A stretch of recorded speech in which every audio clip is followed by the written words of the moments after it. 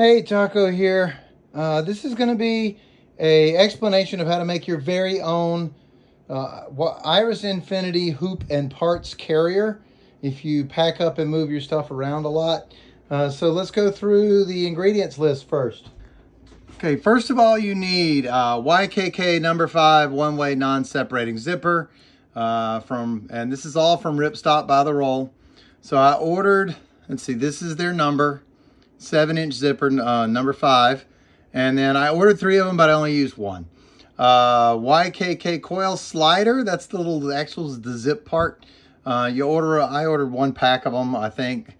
So I can't remember, they're very cheap. And then coil zipper. I think they sell it by the foot, and I ordered 5 feet. Here's the coil zipper, so the actual zipper part. And then it's 55 cents a foot times 5 feet. And this is the fabric I use, 2.2 ounce Hex 70 XL Hunter Green. That's the inside. Here is their part number, and they are $7.25 a yard, and I ordered 2 yards. And then 2.2 ounce white. This is the outside that I tie-dyed. So Hex 70 XL white, breathable with DWR. That's the number, and you don't have to tie-dye yours, of course, and it's the same price as the green. It's a good tough fabric, but it's still pretty lightweight. So let's go over the different parts of the bag. Of course, I'll move my hoop out. So this section is some of that white, and it's not as bright on camera as it is in here in the shed. So this is much brighter, actually, in the shed. So this is some of that white, which I tie-dyed.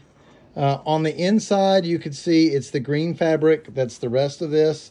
Between this and this inner fabric is a layer of felt to pad this whole thing. And you can see that this is that number 7-inch number 5 zipper. And you can see that on the inside of this, I didn't put a liner. So that's the felt from Amazon. So everything else you can get from Ripstop by the roll. The felt you can get from Amazon, or you could probably go to Walmart. You just need to get it by the roll. So and this is the same thing here. So this is that Hex fabric. It was white. I tie-dyed it. If anybody wants to know how I tie-dye my fabric, let me know in the comments, and I'll give you a detailed explanation of how I tie-dye my fabric. So you can see this is the coil zipper, and this is my terrible stitching. This is the coil zipper. So let's give you an idea of some sizes. Okay, so first of all, the pouch for the hoop spars is 8 inches wide, and it's 24 inches long from end to end. And what I just did was I picked a section kind of out of the way from the fold. So I went a few inches, like an inch or 2 away from the fold, and then sewed this in.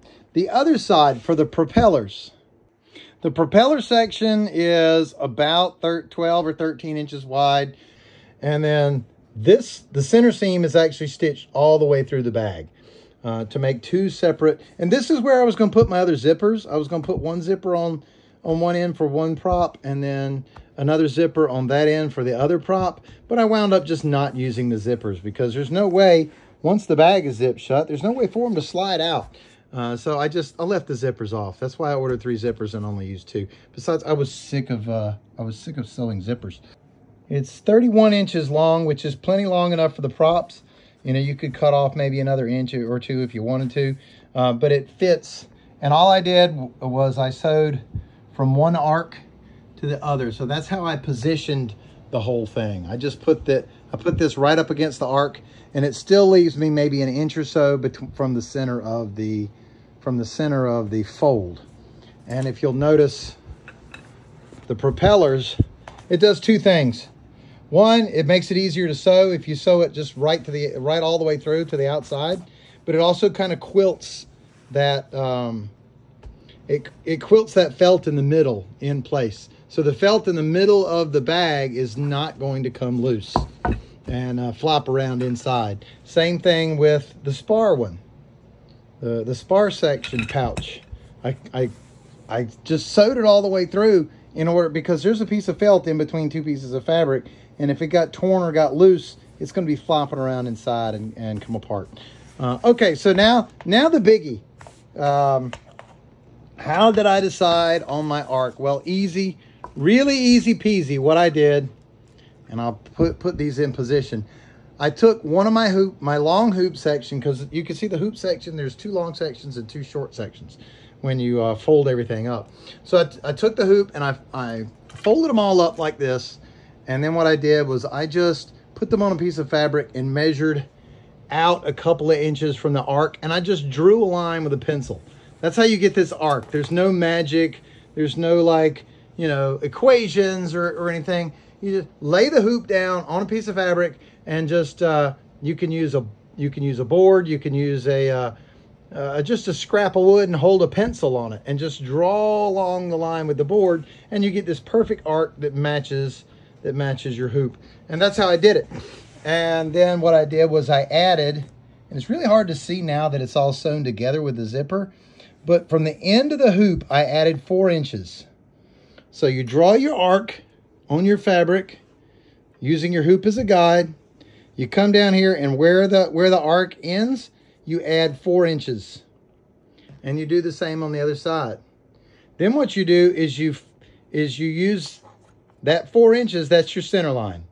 So then what you do is, once you've got everything cut nice with 4 inches on that end, 4 inches on that end, and your arc, then you just flop the whole thing over on another sheet of fabric, or onto itself, and you trace that same outline. So what you have is a pair of arcs, 1, 2 arcs with 4 inches on one side and 4 inches on the other side, and then kind of an imaginary center line where everything folds up. So, and then you start sewing. And so what I did was I cut the inside, I tie-dyed the outside, then I pinned everything together and cut them as one piece. So all together, pin them as one piece and sew them together. So 3 pieces of fabric, just sew it together all at once so nothing slips and nothing's out of place. So, and then I went back and sewed my zipper on. And I was going to put like an extra piece of fabric, like a 1-inch strip that was standing up, and then sew the zipper to that, but I didn't do it. I just went back and I sewed 3 pieces together. Then I turned around and I just sewed the coil zipper right to those 3 pieces, and it works. And the reason for the 4 inches here is I wanted a little space in the middle. When you fold this thing up like a taco, I didn't want everything just to be flopping down here into the center line. So I gave it a little bit extra space to make room for the props, the spars, and the hoops. Because these hoops, you know, they're about 3 inches, even though they're stacked on top of each other. They're about 3 inches. Okay, from one end to the other after it's been manufactured is 48 inches. So you got 48 inches. Across the center line from one side to the other is 33 inches once you're finished with it. And then of course, this would be your center point here, 16.5. So from your center line, 16.5 either way to the outsides. So I think that's enough detail. If you want to make one of these yourself, go for it. Let me know how it works out. And then what I did for a carry handle, this is, and I already had some of this, so if you don't have any 1-inch grosgrain or grosgrain, however you pronounce it, if you don't have any 1-inch handles, you can, you know, just go buy a roll of this stuff, or you can get it from Ripstop by the roll. I use it. This stuff is tough. I use it to hang my hammocks from trees, so it's got a lot of strength, but you know, you don't need it on this. This whole bag weighs like 10 pounds maybe. So I just sewed these right through the inside and outside of the bag, so it's all the way through. And I got a carry handle on each side, so once it's zipped up, you can use the carry handles to carry it around. The only thing I think I would do different, something I don't like about it, I didn't really take the time. I was trying to get this done. I really didn't take the time to do a whole lot of finishing. I should have rolled these hems, so it's kind of ugly. Like all I did, there's the raw edge of the fabric where I cut the pattern out and then sewed the zipper. So you can see the construction. You've got This is the outer layer that I tie-dyed. This is the black felt layer. And then this is the green inner layer. So you can see exactly how it's constructed. The only thing I think I would do differently is in finishing, maybe cut the green a little bit longer and then roll it over, or cut the inside a little bit longer and roll it over. So I've got a nice rolled hem on the edge, or even a thin piece of ribbon.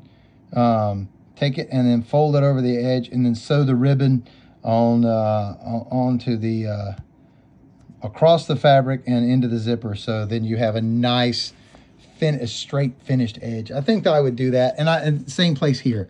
So there's your fabric, there's your green green liner, and then I just cut it. I just didn't take a whole lot of time to do a lot of finishing on this, but it could look really pretty. This I did on the outside. I left a, I did a stitch, but again, on the inside, I just cut it.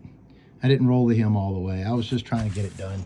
This is a lot of work to make one of these. And, you know, somebody's already said, wow, that looks kind of neat. Would you make me one? And, you know, you're going to need to make your own, because what I would have to charge for this is like $50 worth of materials. And then it takes several hours to make. So unless you're willing to pay like $120, $150 for something like this, you know, it's not really worth me making it for anybody. So, you know, if you sew better than I do, or you have a way to manufacture these, you know, you do a lot better. But making them one-off, you know, if you wanted to pay me 150 bucks, I'll make you one. You tell me what tie-dye colors you want. But otherwise, this is out here for you to make it yourself. Thanks a lot. Remember, rule 1, don't go splat.